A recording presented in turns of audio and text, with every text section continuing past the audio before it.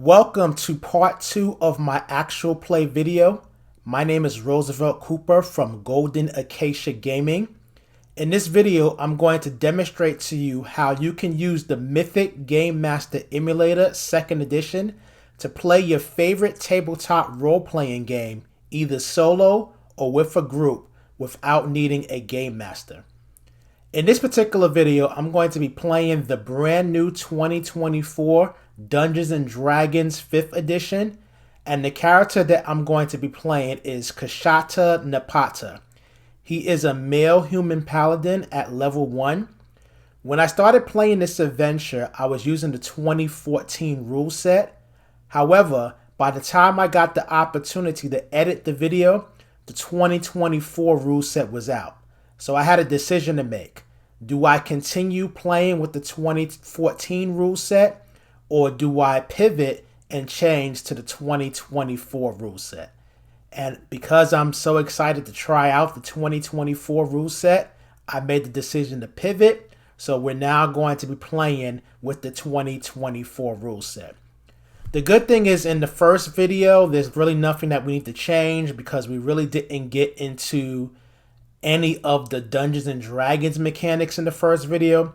It was just basically Mythic resolving the first scene.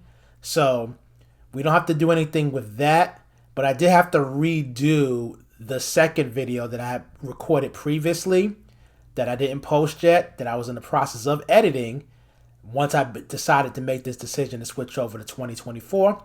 So we're going to now go ahead and play with 2024. So some of the changes I had to make, I had to update Kashta's character sheet to reflect the 2024 rule set. I'm using the noble origin now instead of using the knight background. So he's going to be he's going to have the noble origin. I've updated his class. He's still a paladin, but he's going to be a paladin under the 2024 rule set. Updated his species, so he's going to be a human, which he was already.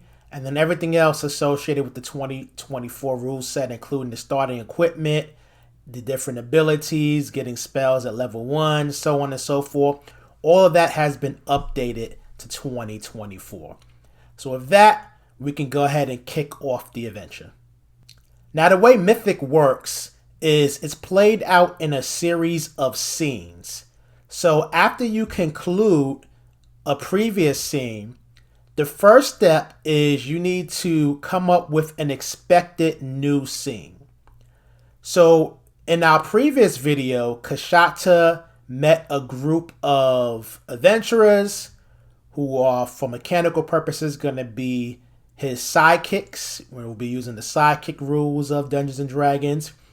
And these adventurers invited him to join them in tracking down some bandits who have been terrorizing the visitors and the town citizens. Kashta agreed to meet up with them at the inn the very next day and to go out and try to track down these bandits. So with that, I need to come up with an expected scene for what I think is going to happen next. And the expected scene is just something that you make up based upon how the adventure progressed previously. Use that information in the context of that information to determine what's going to happen next. So my expected scene is Kashta is going to meet up with the 3 adventurers that he met in the common room of the inn.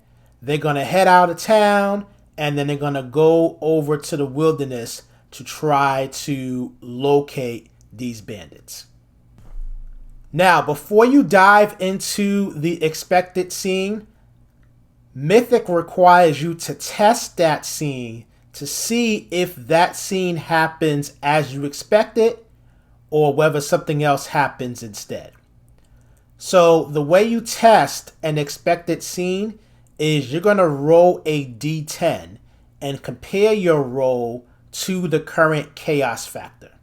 If you roll above the chaos factor, then your expected scene will take place as you expected it to take place. If you roll equal to or below the chaos factor, then your expected scene is going to change in some way, shape, or form. So if you roll equal to or below the chaos factor and you roll an odd number, that is an altered scene. And an altered scene is basically your expected scene with some type of alteration instead. So it's basically going to be the scene that you came up with, but you're going to make some type of alteration. There's a couple of ways you can do that. You can decide what the alteration is. You can ask the fate chart. You can roll on a meaning table. Several different options for how you determine that alteration. But you're just basically tweaking the scene. You're not coming up with a whole completely different scene. You're just going to make one slight modification. So for example, maybe the modification is for my expected scene that as we go look for the bandits, we meet a merchant who is traveling to the town. So that's an example of an altered scene. If you roll an even number, then that's going to create what's called an interrupt scene. And with an interrupt scene, it basically replaces your expected scene completely and comes up with something completely different. So if you roll an interrupt scene, then you're going to have something completely different from your expected scene take place. So to generate an interrupt scene, you're going to roll as a random event, and you're going to roll for an event focus and an event meaning. And based upon what you roll, you'll use that information to determine what you think happened instead for your interrupt scene. So with that, I'm going to go ahead and roll to test my expected scene to see if my expected scene happens as I expected. Now the chaos factor right now is 4, which we determined in the first video because everything happened pretty much under Kashta's control. So we're going to go ahead and roll a d10.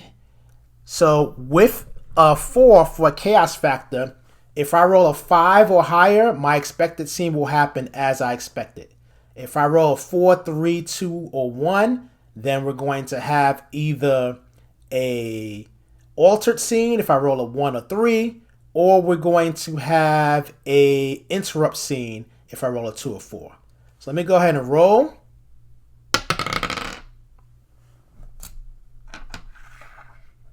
All right, so I rolled a 7. So basically that is above my chaos factor. So my expected scene is going to play out just as I expected.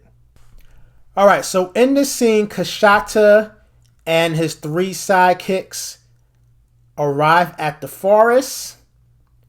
And I would say the first thing that we would have them do is look to see if they can identify any tracks.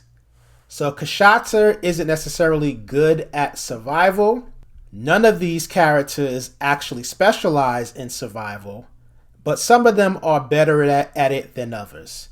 So I'm going to go ahead and have Jodam, who is our healer. Jodam has a wisdom of 14, which gives him a +2 modifier to survival checks. So I'm going to have Jodam make a survival check to see if he can track down any tracks from the bandits.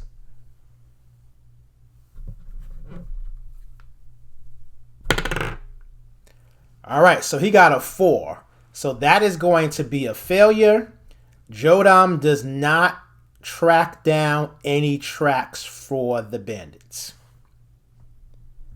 All right, so we're going to just head off in the wilderness and see if we can identify any tracks. I'm going to have Ada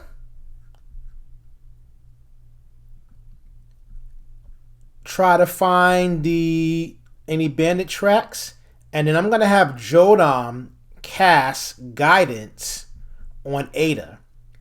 So now Ada will not only get, because Ada also has a +2 to wisdom, because Ada's wisdom is also a 14. But with Jodam's guidance, Ada will be able to roll a d20 plus a d4. So we're going to go ahead and have Ada do that.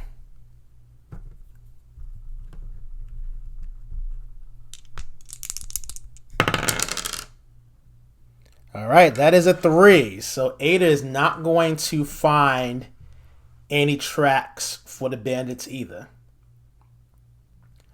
So they're just going to continue heading on out into the wilderness.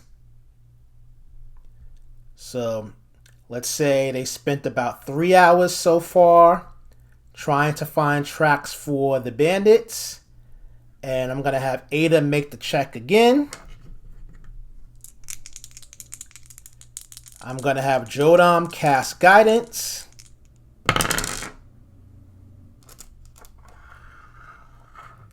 That is an 8. I'm going to say that's not going to be good enough.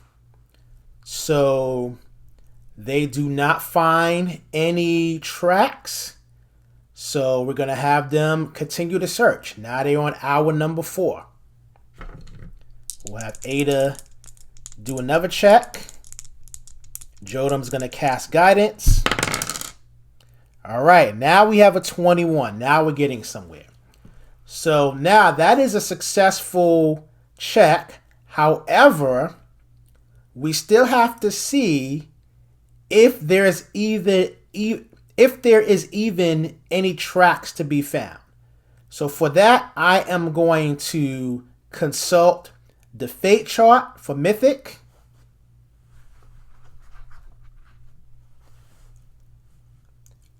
So the question is, are there any tracks to be found? I'm going to say very likely. So we're going to roll a D100. It's very likely that there are some tracks to be found. And we got an 89.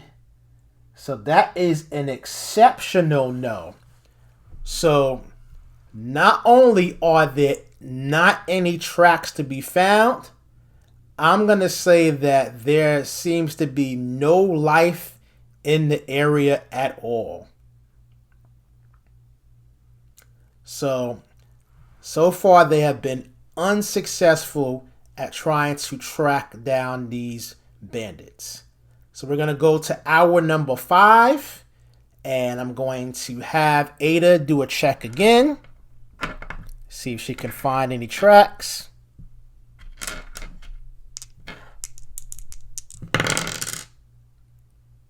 Okay, she got a nat 20. So if there are tracks to be found, that would be very good chances. That's going to be a 22. So if there's tracks to be found, she's going to be very likely to find them. So are there tracks to be found in this area? I'm going to say still very likely. So now we're going to roll on the fate chart, a D100. And we got an 85, which is a yes. So Ada has found some tracks for the bandits. So now that we have some tracks for the bandits, we're going to go ahead and end scene number 2 here. And we are going to say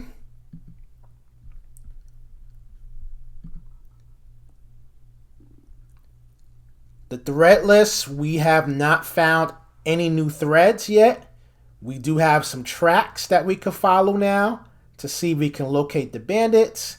There are no new characters available. And I say that Kashta was basically still in control of the scene. They had some trouble finding some tracks, but they were able to eventually find the tracks. So we're going to go ahead and reduce the chaos factor down to 3. So with that, that concludes scene number 2. In our next scene, we'll come up with a new expected scene based upon what happened in scene number 2, and then we will see what happens in scene number 3.